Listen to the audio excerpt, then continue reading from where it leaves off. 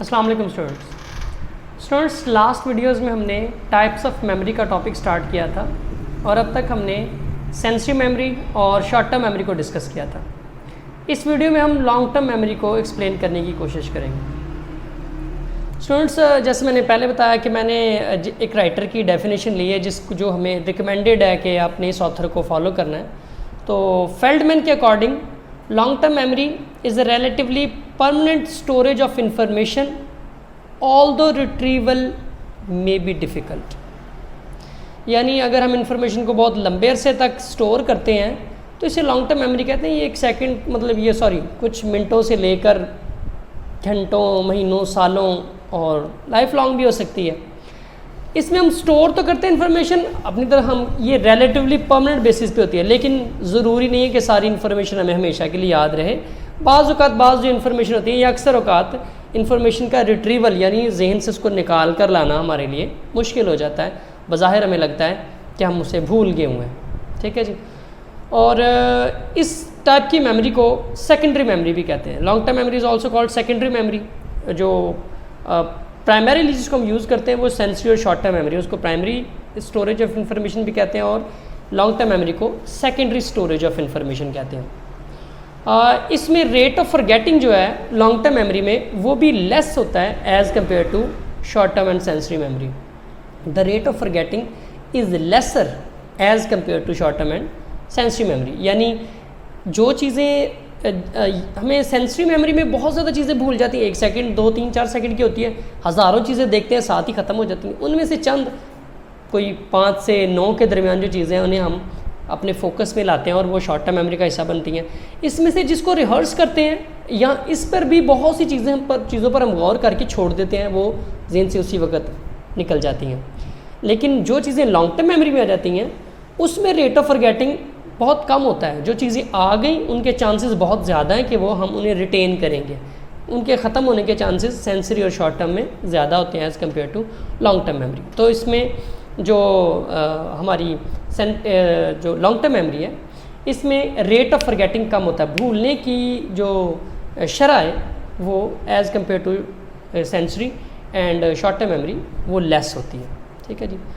और इसमें अगर उसकी बात की जाए एनकोडिंग की और इसके रिट्रीवल की, तो एनकोडिंग इसकी 2 चीज़ों पर डिपेंड करती है। The way we transform the information into long term memory depends on 2 things और 2 aspects, that is the time of rehearsal and the type of rehearsal. हम कितनी देर तक के लिए किसी चीज़ को रिहर्स करते हैं, कितना लंबा उसको रिहर्सल करते हैं। जितनी ज़्यादा किसी चीज़ की रिहर्सल की जाती है उतना ही उसके लॉन्ग टर्म मेमोरी में स्टोर होने के चांसेस ज़्यादा होते हैं, जितना टाइम हम ज़्यादा लगाएंगे। तो ये एक सिंपल सा फार्मूला है, लॉन्ग टर्म मेमोरी में किसी चीज़ को रखना है, जितना टाइम ज़्यादा लगाएंगे उतनी चीज़ को ज़्यादा रहने के चांस। कम टाइम में आप उसको प्रिपेयर करने की या मेमोराइज करने की कोशिश करेंगे, उसके चांसेस भी ज़्यादा होंगे कि वो आपकी इस लॉन्ग टर्म मेमोरी से वो चीज़ निकल जाएगी या उसका रिट्रीवल मुश्किल हो जाएगा। इसी तरह टाइप ऑफ रिहर्सल, अगर तो हम 2 तरह की रिहर्सल हम पहले डिस्कस कर चुके हैं, elaborative rehearsal, maintenance rehearsal. Maintenance rehearsal में हम वी रिहर्स और repeat the information without thinking about it, बगैर सोचे समझे उसको रिपीट कर जाते हैं, ज़ुबान पर या जहन में लाई जाते हैं बार बार। इस तरीके से वो चीज़ जो सी है जहन में रिफ़्रेश तो रहती है, लेकिन उसके फॉरगेटिंग के या रिट्रीवल में नाकामी के चांसेस ज़्यादा हो जाते हैं एज़ कम्पेयर टू एलैबोरेटिव मेमोरी। अगर हम एलैबोरेटिव रिहर्सल का इस्तेमाल करते हैं जिसमें हम उस मटेरियल के बारे में बाकायदा सोचते हैं, प्लान करते हैं, मटेरियल को ऑर्गेनाइज़ करते हैं कि ये कितने पैराग्राफ्स हैं, पहले पैराग्राफ में कौन सी बात है, दूसरे में कौन सी है, तीसरे में कौन सी है, हमने कौन सी बात का मुझे पहले पता है, इससे लिंक कौन सी बात हो सकती है, इस बात का क्या मतलब हो सकता है, वगैरह वगैरह। इस इन्फॉर्मेशन के बारे में पूरा जब हम प्रोसेसिंग करते हैं तो इस तरीके से भी हम एक्चुअली मेमोरी को दोहरा रहे होते हैं। जब उसके बारे में हम सोच भी रहे होते हैं तो एक्चुअली हम रिहर्सल ही कर रहे होते हैं। तो इस तरह की रिहर्सल जो है एलैबोरेटिव रिहर्सल, उसमें लॉन्ग टर्म मेमोरी अगर में ट्रांसफॉर्म होने के किसी चीज़ के चांसेस बढ़ जाते हैं अगर हम एलैबोरेटिव रिहर्सल इख्तियार करें तो as compare to maintenance rehearsal. तो टाइम ऑफ रिहर्सल और टाइप ऑफ रिहर्सल इस पर डिपेंड करता है कि कोई चीज़ लॉन्ग टर्म मेमोरी में जाएगी या नहीं जाएगी, और अगर जाएगी तो उसके वहाँ रिटेन करने के चांसेस कितने ज़्यादा हैं, किस हद तक हैं। ठीक है जी। इसके बाद हम डिस्कस करेंगे इसकी types of long term memory. Long term memory की भी आगे से कई टाइप्स हैं। ये टाइप्स कई एतबार से बनाई जा सकती हैं। जो दो बेसिक मेथड इसके लिए लिए जाते हैं, या तो कहा जाता है जी डिक्लेरेटिव एंड प्रोसीजरल मेमोरी या एक्सप्लिसिट एंड इम्प्लिसिट मेमोरी। तो पहले हम डिक्लेरेटिव और प्रोसीजरल मेमोरी को डिस्कस करते हैं। Declarative memory refers to the memory regarding factual information, जो फैक्ट्स होते हैं, ठीक है जी, जिनको हम एक्सप्लेन करते हैं ज़ुबानी तौर पर या जिनके बारे में सोचते हैं, बयान कर सकते हैं अल्फाज में आसानी से, जैसे कि लोगों के नाम हैं, तारीख़ें हैं वगैरह वगैरह, या कोई कब पैदा हुआ, कब फौत हुआ, इस तरह की चीज़ें, या रूल्स ऑफ लॉजिक, 2 और 2 कितने होते हैं, इस तरह की चीज़ें जो हैं वो डिक्लेरेटिव मेमोरी में आएंगी, ठीक है जी। और प्रोसीजरल मेमोरी से मुराद है जो हमारी हैबिट्स और स्किल्स की मेमोरी है। ये बड़ी बेसिक टाइप ऑफ मेमोरी है जिसमें एक स्टिमुलस और रिस्पॉन्स की एसोसिएशन कायम होती है। एक स्टिमुलस है, हमारे सामने एक सिचुएशन आई है और हमने उस पर रिएक्ट कर दिया है, और ये रिएक्शन, वो स्टिमुलस या सिचुएशन और उस पर रिएक्शन, इनका कनेक्शन बन जाता है।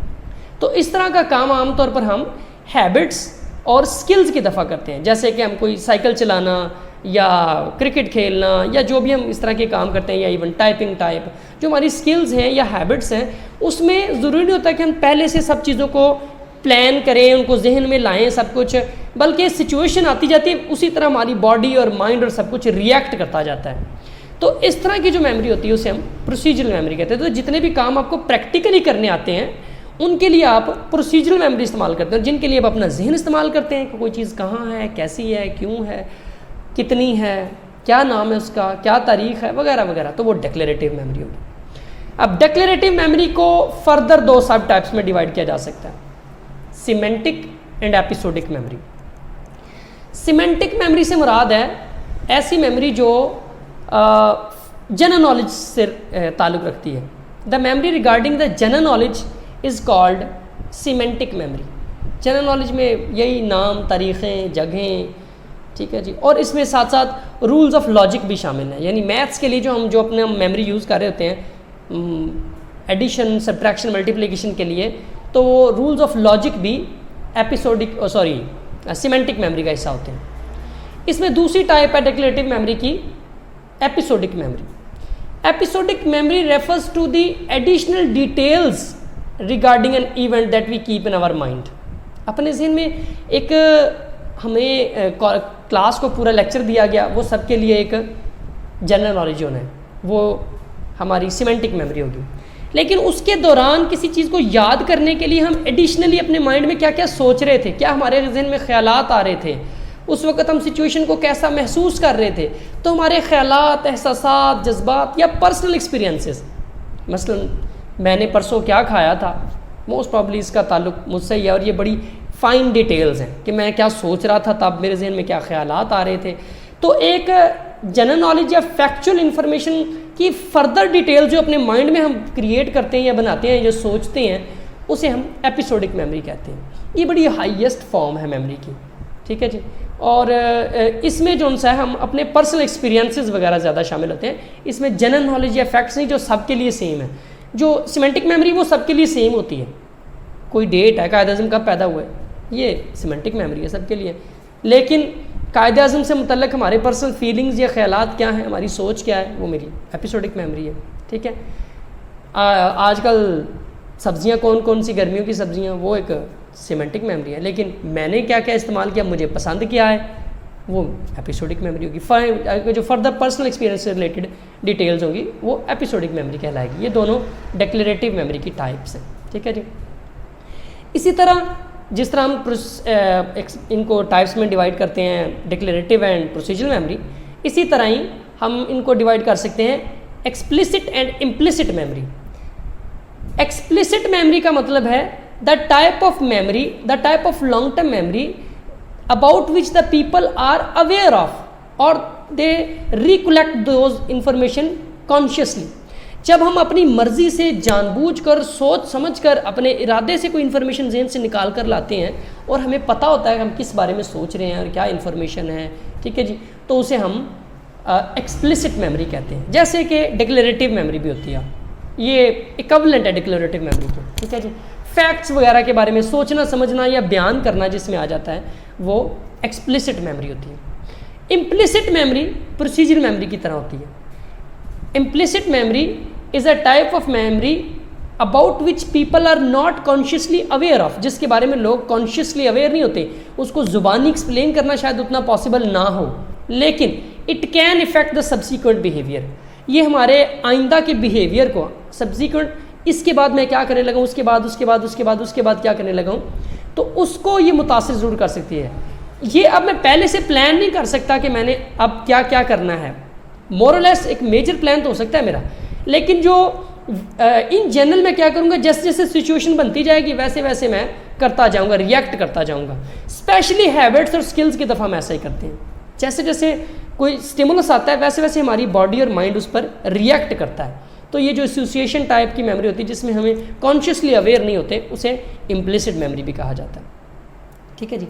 अब हम बात कर लेते हैं रिट्रीवल की। ये अगर उसका पहला पार्ट अगर गौर करें तो पहले मैंने एनकोडिंग की बात की थी कि शॉर्ट टर्म से मेमोरी लॉन्ग टर्म में आ कैसे सकती है। टाइप से मुराद है स्टोरेज कैसे होती है, और अब है रिट्रीवल कि अब इसको हम जेन से निकाल कर कैसे ला सकते हैं, ठीक है जी। तो रिट्रीवल ऑफ मेमोरी की अगर बात करें, लॉन्ग टर्म मेमोरी का जो रिट्रीवल है वो उसमें प्रॉब्लम्स आ सकती हैं, क्योंकि इसमें जो मटेरियल है वो हम रॉ फॉर्म में या एज इट इज़ नहीं बनाते, बल्कि मटेरियल को मीनिंगफुल बना लेते हैं। उसमें से जो कोई उसकी कोर इन्फॉर्मेशन है, जो एक जो लुब्बे लबाब निकलता है सारी बात का, उसको हम उसमें से एक्सट्रैक्ट करते हैं, ठीक है जी। और इसमें रिहर्सल का अमल दखल है, time of rehearsal, type of rehearsal. उसके बाद उसका जो रिट्रीवल है, रिट्रीवल के वक्त इन्फॉर्मेशन हम सारी की सारी एज इट इज़ नहीं ला सकते जैसे हमने चीज़ों को याद किया था, बल्कि उसका जो लुब्बे लुबाब है, उसका जो खुलासा है, समरी है, उसको एक्चुअली हम अपनी माइंड से निकाल कर लाते हैं। तो रिट्रीवल इस स्टेज पर सबसे मुश्किल होता है, ठीक है जी। अगर हम रिट्रीवल की बात करें, इसमें एक्चुअली एसोसिएशन का बड़ा रोल है। चीज़ों का हम अपने माइंड में एक्चुअली लिंक बना कर रखते हैं। लिंक की एक फाइनेस्ट एग्जांपल जो है वो tip of the tongue phenomena है।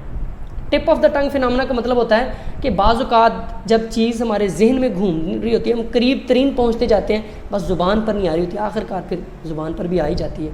इसे tip of the tongue phenomena कहते हैं। यानी जब हम when we come closer and closer to the desired information and we can remember the first and the last words और the letters of a specific word, या एक जुमला है उसके कुछ हिस्से, ख़ास तौर पर जैसे कोई नाम ज़हन में ला रहे हैं तो उसका नक्शा आ जाएगा, पहले शुरू के स्पेलिंग्स आ जाएंगे, उसकी आवाज़ हम कैसे प्रोनाउंस करते हैं वो आ जाएंगे, बस ज़ुबान पर नहीं आ रहा होता। तो हम आहिस्ता आहिस्ता जब करीब से करीब आते जाते हैं तो असल में वो इन्फॉर्मेशन लिंक हुई होती है। तो जैसे जैसे वो लिंक हम उनको एक्सप्लोर करते जाते हैं, उस इन्फॉर्मेशन के हम करीब से करीब तक पहुँचते जाते हैं, बस ज़ुबान पर ही नहीं आ रही होती। इसे हम tip of the tongue phenomena कहते हैं, ठीक है जी। इसके रिट्रीवल के अतबार से एक और किस्म की मेमोरी जो है वो बड़ी इंपॉर्टेंट है, उसे हम फ्लैश बल्ब मेमोरी कहते हैं। ज़रूरी नहीं है कि लॉन्ग टर्म मेमोरी में इंफॉर्मेशन सिर्फ उसका लुब्बे लुबाब ही और सारी की सारी डिटेल्स ना आए। कुछ ऐसी इंफॉर्मेशन भी होती है जिसकी सारी डिटेल्स ही लॉन्ग टर्म मेमोरी के अंदर हमें बड़ी फ्रेश होती हैं। स्पेशली ऐसे इवेंट्स जो हमारे लिए पर्सनल इंपॉर्टेंस रखते हैं, जो एक्सीडेंट टाइप ऑफ इवेंट्स होते हैं या कोई एक्साइटिंग या सरप्राइजिंग इवेंट्स होते हैं, उनकी मेमोरी हमारे माइंड के अंदर एज इट इज़ क्रिएट हो जाती है। स्पेशली कोई अगर एक्सीडेंट आपने देखा हो तो बाज़ औक़ात तो उसकी एक फ्लैश बल्ब, यानी जैसे कोई बल्ब रोशन हो गया है, सारे का सारा सीन आपके सामने चलना शुरू हो जाता है एज इट इज़, उसकी तमाम तर डिटेल्स के साथ। या खुदा न खास्ता के साथ कोई हादसा हुआ हो तो उसमें भी जो उसकी सारी की सारी डिटेल्स हैं वो उसमें आना शुरू हो जाती हैं, माइंड में आना शुरू। इस तरह की जो मेमोरीज होती हैं उन्हें हम फ्लैश बल्ब मेमोरीज कहते हैं। और इसी से एक लिंक्ड एक और रिट्रीवल के अतबार से अगर लॉन्ग टर्म मेमोरी के रिट्रीवल की बात करें तो उसमें एक और मेमोरी आ जाती है रिकन्स्ट्रक्टिव मेमोरी। यानी फिर वही बात कि ज़रूरी नहीं कि सारी डिटेल्स ही सामने आए। बाज़ औक़ात हमने एक वाक़या सुना होता है, फॉर एग्ज़ाम्पल उसके 100 वर्ड्स हैं, हमें 100 वर्ड्स एज इट इज़ याद नहीं होते, लेकिन हम जब उसको रिप्रोड्यूस करने की कोशिश करते हैं, दोबारा किसी को बताने की कोशिश करते हैं, तो सारी डिटेल्स दोबारा बताने की कोशिश करते हैं, 100 के 100 वर्ड्स पूरे कर देते हैं, चाहे वो ओरिजिनल ना हो। यानी कुछ उसमें ओरिजिनल होंगे, कुछ हम जो गैप्स बन गई हैं, कुछ चीज़ें जो हमें भूल गई हैं, उन डिटेल्स को हम अपने पास से ऐड कर लेते हैं। ठीक है जी। तो इस तरह की जो मेमोरी होती है that consists of some original information and some additional information that has come to fill in the gaps। ठीक है जी। इस तरह की मेमोरी को हम रिकंस्ट्रक्टिव मेमोरी कहते हैं। इसी वजह से हमें जो ये जो अफवाहें वगैरह फैलती हैं, हमें एग्जैक्टली हर चीज़ याद नहीं होती। ठीक है, उसमें एक से दूसरे, दूसरे से तीसरे, तीसरे से चौथे शख्स पर जब बात जाती है तो इन्फॉर्मेशन जो सी है उसमें तब्दीलियाँ आती जाती हैं। इस वजह से इस तरह की जो ख़ास तौर पर अगर हम रूमर्स या अफवाहों को एक्सप्लेन करने की कोशिश करें तो उसमें रिकंस्ट्रक्टिव मेमोरी का बड़ा रोल होता है कि हमें सब कुछ एज इट इज़ याद नहीं होता, हम इंफॉर्मेशन को रिकंस्ट्रक्ट करते हैं। कुछ हमें मेन चीज़ याद होती है, बाकी हम अपने पास से स्टोरी को दोबारा से क्रिएट करते हैं, अल्फाज अपने इस्तेमाल करते हैं, लहजे जुमले अपने इस्तेमाल करते हैं। इस तरह की मेमोरी को रिकंस्ट्रक्टिव मेमोरी कहते हैं। ठीक है जी। तो नेक्स्ट हम इंशाल्लाह मेजरमेंट ऑफ मेमोरी पे बात करेंगे। फ़िलहाल के लिए इतने ही students. Okay students, thank you, अल्लाह हाफ़िज़।